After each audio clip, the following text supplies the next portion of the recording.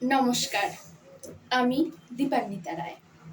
বাংলা ভাষা ধ্রুপদী ভাষার মর্যাদা পেয়েছে। বাংলা অক্ষরকর্মী হিসাবে এবং সাহিত্যপ্রেমী হিসাবে এটি খুবই আনন্দের বিষয়। বাংলা ভাষা নিয়ে পড়ার সুযোগ আমি পেয়েছি, সেজন্য আমি নিজেকে ধন্য মনে করি। বাংলা ভাষায় সাম্মানিক এর ছাত্রী যখন ছিলাম, তখন বাংলা ভাষা আন্দোলন কি সেই বিষয়টি প্রথম আমি জানতে পারি। তারপর বাংলা ভাষা আন্দোলন নিয়ে আগ্রহ জন্মায়।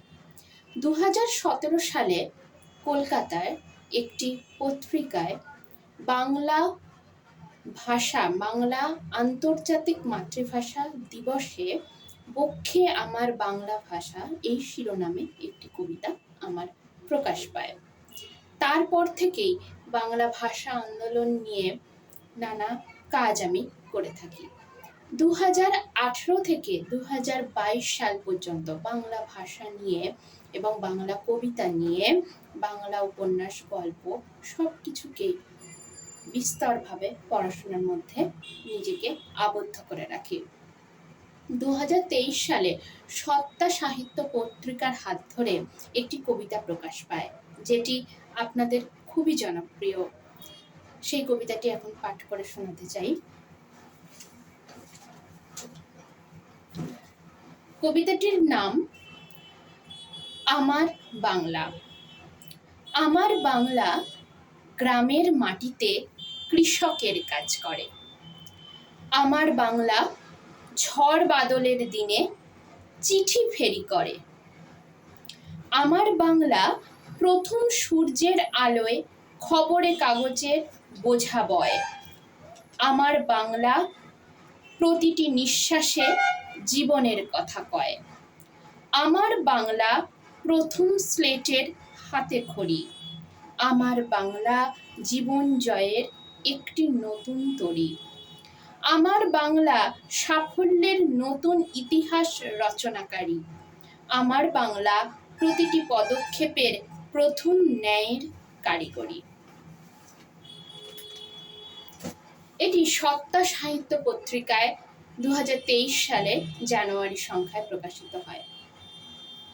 এরপর বাংলা ভাষাকে নিয়ে আমার পড়াশোনা চালিয়ে যেতে থাকি। সেই পড়াশোনার সুবাদেই ব্রাহ্মী লিপিকে নিয়ে একটু চর্চা করার সুযোগ পেয়েছি। ব্রাহ্মী লিপিতে নিজের নাম স্বাক্ষর রাখতে পেরেছি, স্বাক্ষর করতে পারি, সেইটার নমুনা একটু দেখাতে চাই। ব্রাহ্মী লিপিকে নিয়ে চর্চা করার সুবাদেই এইটুকুনি প্রাপ্তি হয়েছে, সেটাও আপনাদের আশীর্বাদে। এই যে নিজের নাম, আর এটা মায়ের নাম। এইভাবেই ব্রাহ্মী লিপিকে নিয়ে চর্চা করি। ব্রাহ্মী লিপিকে নিয়ে চর্চা করতে গিয়ে বাংলা ভাষাকে ধ্রুপদী ভাষা মর্যাদা দেওয়ার জন্য কয়েকটি পদক্ষেপে উত্তীর্ণ হতে হয়। সেগুলি বিশদভাবে জানতে পারি এবং সেটা নিয়েও পড়াশোনা করি। তারপরই 2024 সালে কবিতাকে নিয়ে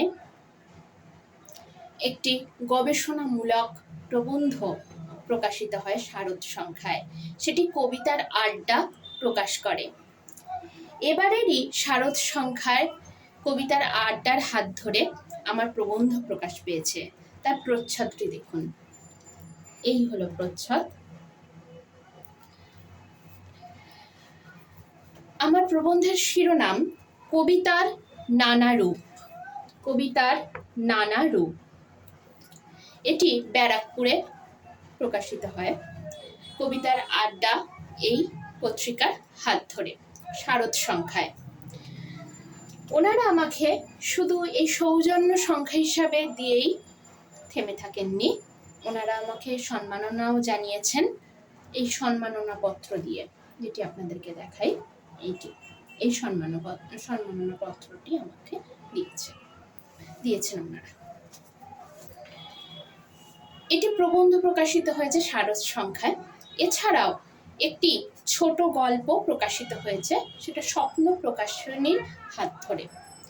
আপনারা আমার ছোট গল্প, প্রবন্ধ এই দুইটি নিবেদন এবারেরই শারদ সংখ্যায় আপনাদেরকে দিয়েছি। কেমন লাগলো অবশ্যই করে জানাবেন, এবং পত্রিকা কী করে সংগ্রহ করবেন সেটাও আমার কাছ থেকে জেনে নিতে পারেন মন্তব্যের মাধ্যমে। কেমন লাগলো অবশ্যই জানাবেন। আর বাংলা ভাষার এই যে মর্যাদা, ধ্রুপদী ভাষার মর্যাদা দেবী পক্ষে এক অপূর্ব প্রাপ্তি। আমার তো ভীষণই ভালো লাগছে, আপনাদেরও নিশ্চয়ই ভালো লাগছে যে বাংলা ভাষা সে জয় করে নিল তার নিজের মর্যাদা। আজকে এই পর্যন্তই। বাংলা সাহিত্যের সঙ্গে থাকুন, বাংলা সাহিত্যকে বেশি করে পড়ুন, আর বাংলা সাহিত্যকে নিয়ে আরও চর্চায় থাকুন। ধন্যবাদ।